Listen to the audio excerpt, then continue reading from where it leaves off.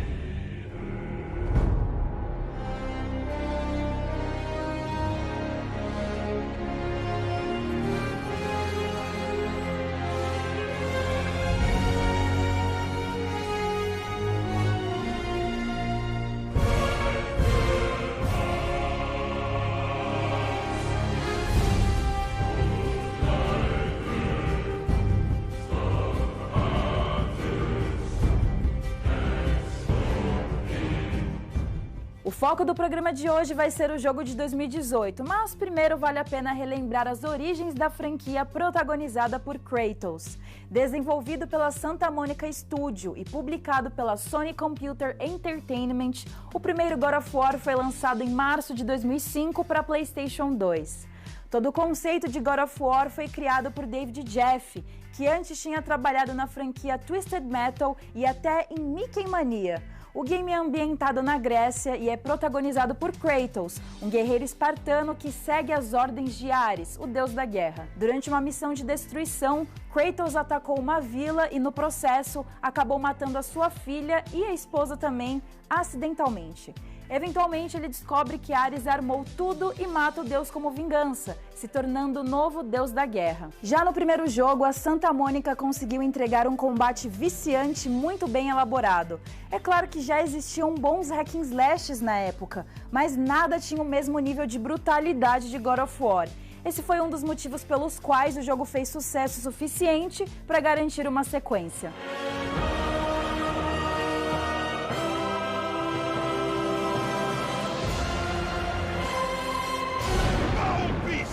I will send you back to the depths of Hades!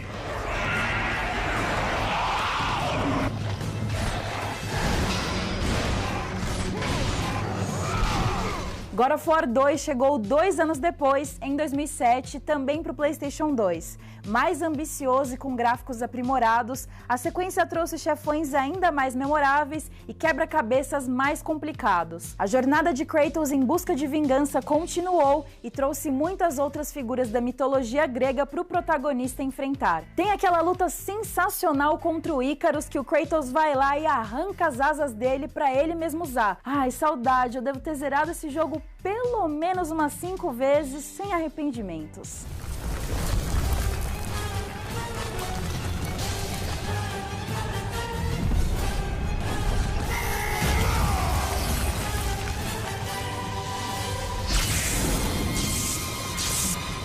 O próximo jogo da saga principal também não demorou para chegar. God of War 3 foi lançado em 2010 para PlayStation 3 e trouxe lutas ainda mais grandiosas e também com muitos Quick Time Events, é claro. O jogo serviu para botar um ponto final na vingança de Kratos contra o Olimpo, então a gente vê ele caçando cada um dos deuses restantes, incluindo Zeus. Tem umas lutas bem pesadas, tipo aquela contra o Hércules, mas a gente não vai poder entrar em detalhes porque a classificação indicativa do programa não permite.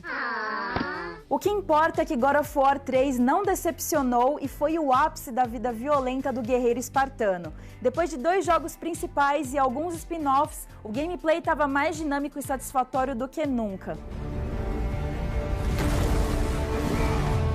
The gates of Hades have never held me.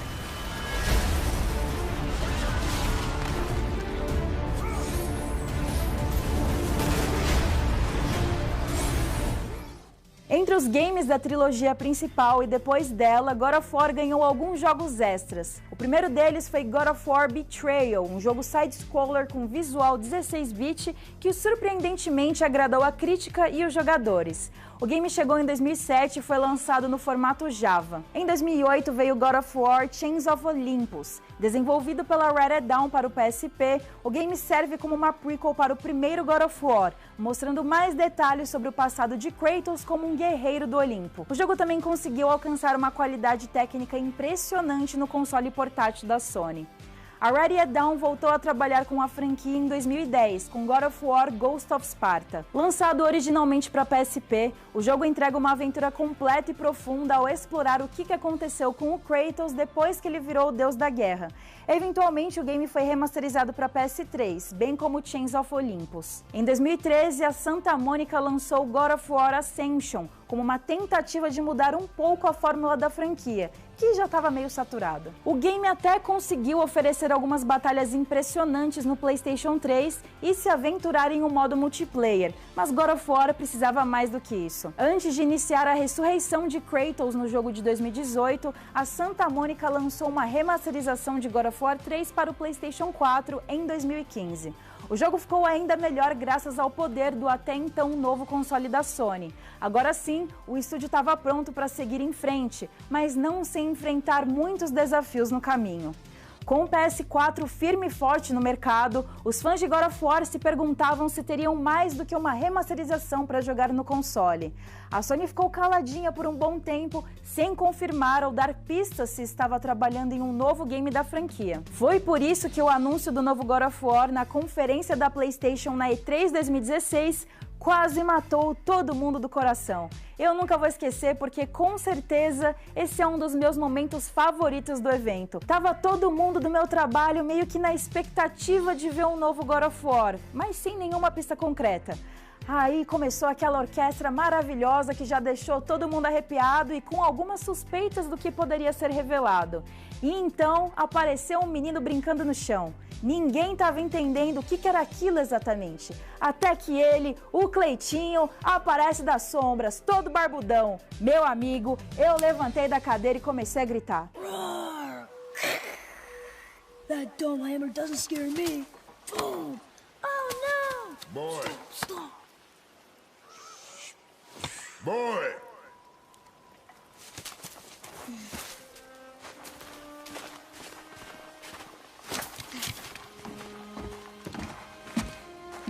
Your mother's knife. It belongs to you now.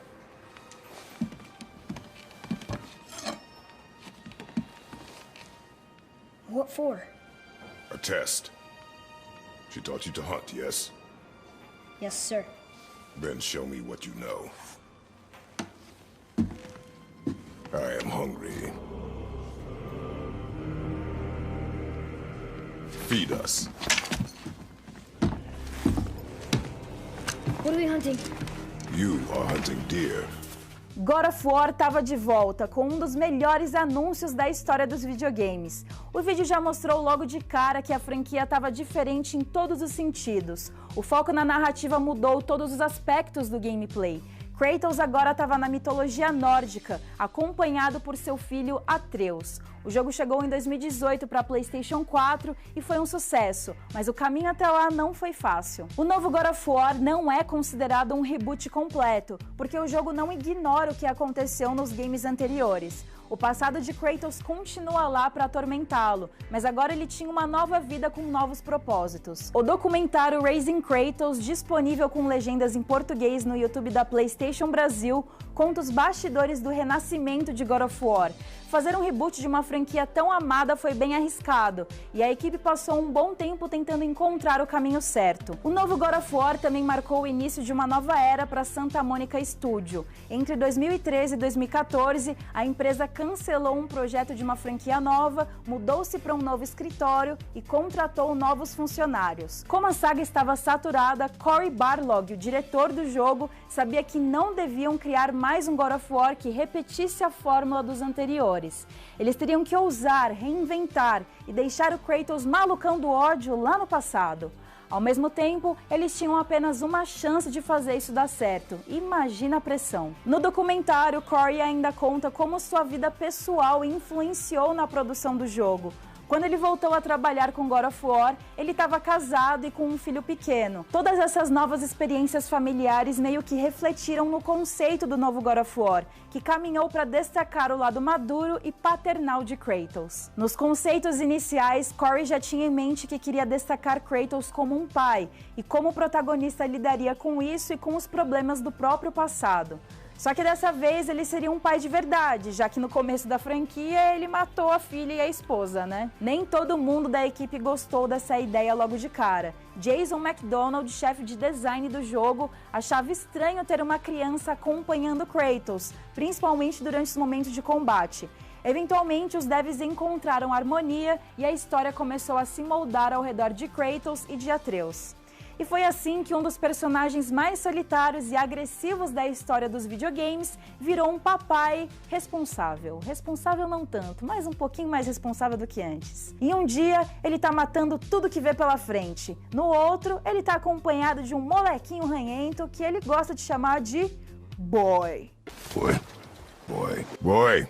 This way, boy. Slow down, boy. E ó, só pra deixar claro que aqui no Game Shark a gente defende muito o Atreus e gosta bastante dele, tá? Bom, o menino até que se saiu muito bem por ser o filho do Kratos. No começo do jogo, o coitado do Atreus mal abre a boca pra falar e o pai já tá lá com a veia na testa estourando de saco cheio. Pai. Pode ser. No próximo bloco do Game Shark a gente vai falar sobre outros detalhes do desenvolvimento de God of War. Não sai daí.